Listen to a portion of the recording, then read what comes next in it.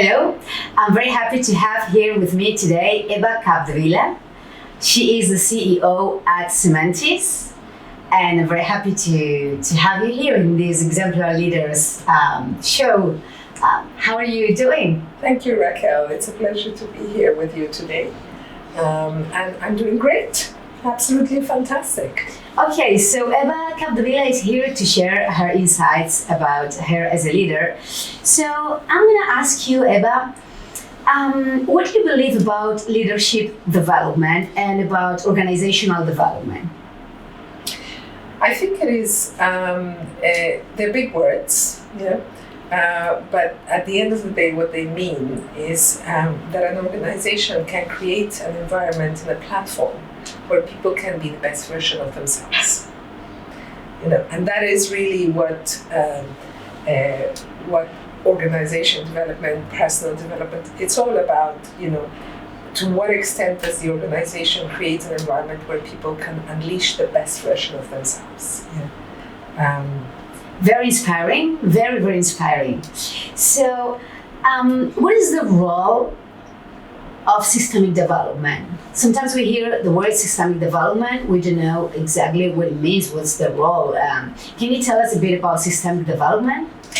Okay, so from my perspective, I experienced the systemic development framework in my own personal experience, because I followed the executive coaching systemic development leadership program with Sandra a couple of years ago. Prior to that, about 10 years ago, I followed the first NLP leadership program that Sandra ran in Mauritius. Mm-hmm. It has been an experience which has enabled me to be a better version of myself, but primarily to say, in the leadership role that I am today and have been growing towards in the last years, how do you create an ecosystem where people can function both in a efficient and developmental manner? Mm-hmm. So, really, again, systemic development is we all have to operate within a framework. But a framework doesn't mean a lack of freedom. A framework is not boxes, it's not silos, it's not shapes, because a framework can take any form, but it is a framework within which people can operate as an ecosystem, where everyone has their raison d'être, and everyone can be the best of themselves. So I like to draw the parallels of the environment, of nature, because nature is the most perfect ecosystem.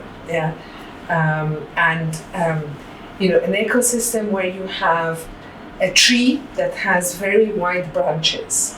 Below those branches and that thick trunk, there's a whole life that happens, that if those branches were not there, that life would not exist. So you may have no mushrooms that grow, you may have no flowers that open when they're in the shade that grow, you may have no creatures that live in that environment because they need the tree. And in working environments and in families and in societies, it is about the ecosystem where people and achievements and wealth and life can develop, because one enables the other. That's very inspiring, very beautiful, and very well explained. It's a great analogy. Okay.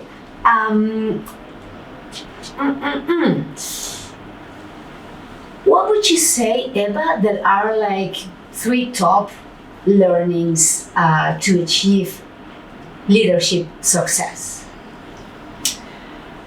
Humility. I think when you come from a place of humility, and humility doesn't mean not believing in yourself. On the contrary, yeah. Humility is a place where you recognize what you don't know so that you can learn it from others. Respect. Through respect, you make other people feel valued. And when people, and actually, the greatest need, people's greatest need, is the need to feel valued. Each and every one of us, from the moment we're born to the moment we take the exit door. Yeah, and so respect represents that sense of I am valued, I matter. What you say to me and what I say to you, and the role I play and the role you play, matters. Yeah. So for me, respect is the second value or learning from leadership. Yeah. And the third one is curiosity, because curiosity enables you to want to know more. And when you want to know more, you ask more and accept less as the rules, as, oh, we have to do it like that because that's the way it's always been done, right? Curiosity will always bring someone to say, but why? And why not? And when? And how? And, and who? And how did you get there? And, but why is it like that? Yeah. And so curiosity is a very natural enabler, or catalyst for growth, because it opens the windows of your mind. Yeah. Totally agree. Very, very inspiring. Very beautifully said. So, Heba, what are your beliefs about following an executive coaching journey? You have to be ready for it. I think that there's a lot of fancy words, right? And there's hypes as well. There are times where, it's in fashion to do executive coaching, or it's in fashion to go and do an MBA, or it's in fashion to, learn coding, or it's in fashion. Yeah. I think that what's essential is that you need to be receptive and open to it if you are to achieve growth through it. Yeah? Because I think that if you engage in executive coaching or in any other learning development opportunity because you're ticking the box, or because you want a bigger job, or because the company is sponsoring it, you're going to tick the box. Maybe you'll get the bigger job, but will you get the growth? I don't think so. Yeah. And ultimately, I think that all these learning opportunities, the bottom line is they're about growth. Because when you grow, you can't ungrow. Yeah. Yes. When you see, you can't unsee. But you've got to open your eyes to see. Yeah? But once you've seen it, you can't unsee it. So I think that, for me, coaching was about my readiness and my receptiveness to it. And the growth that I experienced through it is something that lives within me and within the role I have today as CEO of the organization. And I really try my best to transmit that to my teams, that they actually owe it to themselves to bring their whole selves to work. Yeah.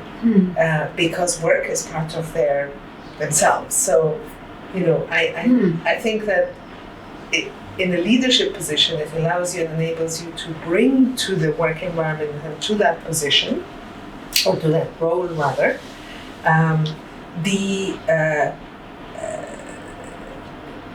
the learnings that you then share through your decisions, through your actions, and for me that has been it's been about having the tools to create that environment. The person behind the employee, that's very, very, very good, very insightful. So, for the non-believers, team coaching, yes or no, and why? So team coaching, perhaps it's another terminology for meaningful conversations. So if and let's talk about it in the context of the work environment, recognizing that when we say work environment, it means that it's the place where people spend a significant time of their life every single day. Sometimes even more time than in their homes. How many meaningful conversations do you enable in the workplace? So team coaching, happens when you create. Let's take an example. I think these things are better represented in an example. You have a situation to resolve, to address, and you bring around the table different people to discuss the situation and to find solutions. If as a leader you dictate what we're going to do, how we're going to do it, when we're going to do it, in a prescriptive manner, there's been no meaningful conversation there. There's been no coaching. There's been no learning. There's been, I'm coming to the doctor who gives me a prescription, who knows everything. So there, it's very autocratic. It's a meeting to be told what I need to.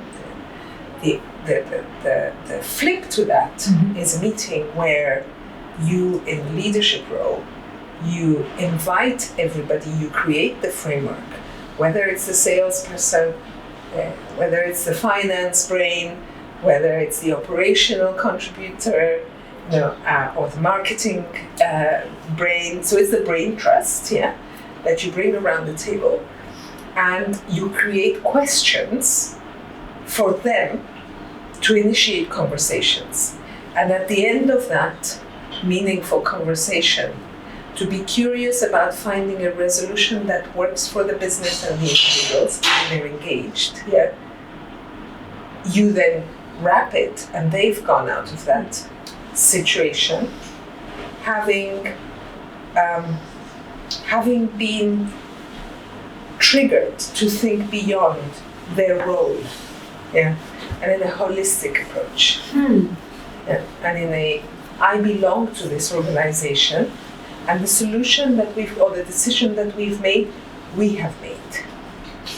It's very interesting, that aspect. Since you were talking about challenges, can you name one challenge that you have as a CEO and how you overcome it? It can be something specifically, it can be something on a daily basis. It's just, this is the challenge I have, this is how I overcome it. The challenge I have is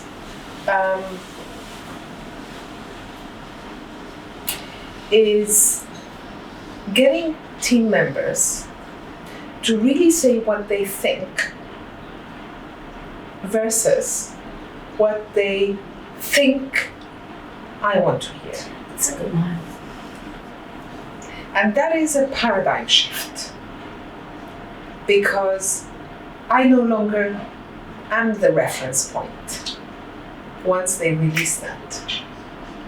It is challenging, because for people to get to that place where they are not operating on a hierarchical and authority-based dynamic, and they go back to and what is she going to think about me, or totally, and all these questions that you have, these internal conversations people have when they are responding, participating, or expressing their views, is the place where you release, and you really are being curious, expressing your opinion, using your learning and your knowledge, and bringing it to the table. So my challenge is to actually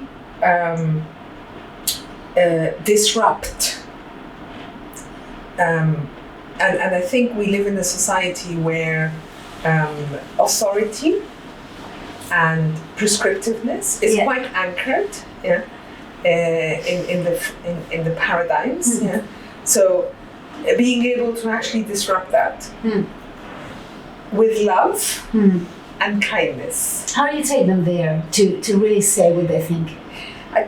I often, I would say I always, and now they're used to it. Yeah, go into a situation, and I don't do what they expect me to do. Yeah. So if there is an agenda, I will often flip the agenda, because the agenda is what gives them comfort. Yeah. And mental patterns. And to say, okay, this is how it's going to be. And I will very often say, okay, guys, so this is going to, this is how it's going to be, but you know what? Is this how it really needs to be? Yeah. What is the problem we really have to address today? And don't tell me what you think I want to hear. Yeah. And I make a joke out of it. I often use humor actually in those contexts, or I respond in a completely different manner to how they expect a leader to respond. Because I think that there are so many assumptions about how we are supposed to be as a leader. Yeah. And who determined the supposed to be anyway? Yeah. Well, that's very nice. What's the legacy that you want to leave as a leader? Do you know what? I actually think that it would be a bit arrogant of me to actually formulate a legacy. Yeah. So what do you expect? I think that for me it's a lot more about what is the difference that I made to that person's life for the period of time that they crossed my path. What is the difference that my being there at Cementis as the CEO made to this organization? Yeah. What is the difference it made? I know what the difference it would have made to me. Yeah. But that is from within. Yeah.